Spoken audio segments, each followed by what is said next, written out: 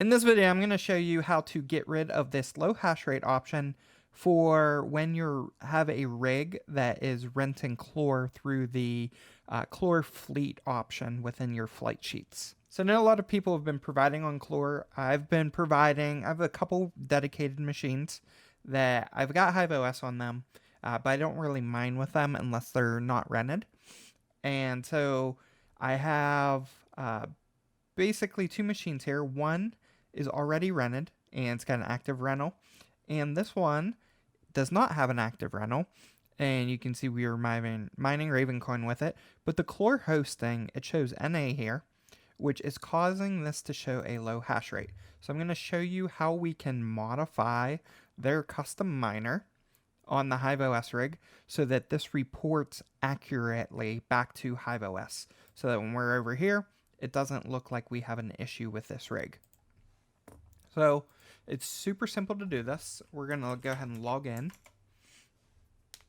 and we're going to modify a file. So we're going to do a nano space, and the file we're going to modify is going to be at /hive/miners/custom/clore, and the file is going to be h-stats.sh. We're going to go ahead and open this, and we're going to modify a couple of things here.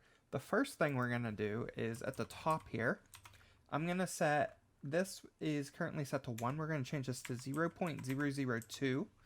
And then in the else block, we're going to set this to 0.001. And then the other else block can be 0. That's fine. So what this is going to do is, basically, if Docker's not installed, it's going to report an error. It's going to show 0. Which is going to show that low hash rate, which is fine. That should never happen in the event something uninstalls Docker. It's kind of a quick glance. It tells us we have a problem with our system.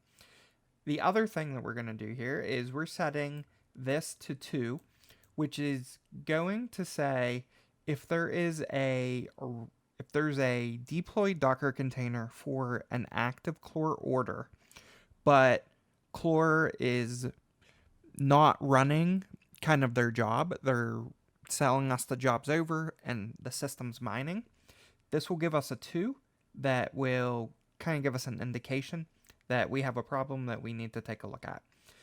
And then this is going to set a 1. So the other thing we need to do is down here in the temp, the fan, and the bus numbers, we need to update these. And it's super simple. You can just put a null in here. So we're going to go over, and within the brackets, we're just going to put null. And then we're going to put null here as well for fan. And then for the bus numbers, we can put null here as well. And then if we just do a Control X, Y, enter to save. And then if we hop back on over to that system, give this a refresh. And this may take a couple minutes to apply here. It does a periodic ping of that file.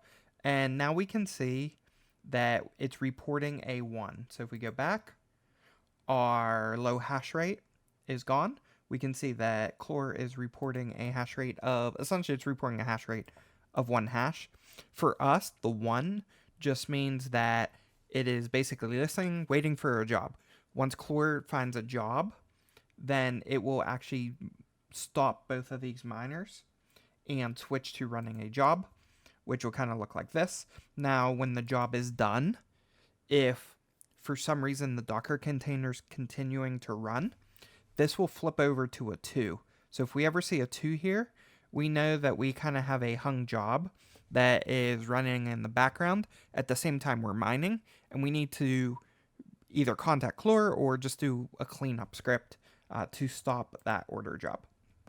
And that's all there is to getting this to accurately report. And then in the event that Clore does do a release of a new version of the miner, you might have to do this again.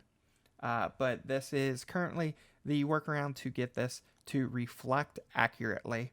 And all that hstats file does is it reports back the hash rate, the temperature.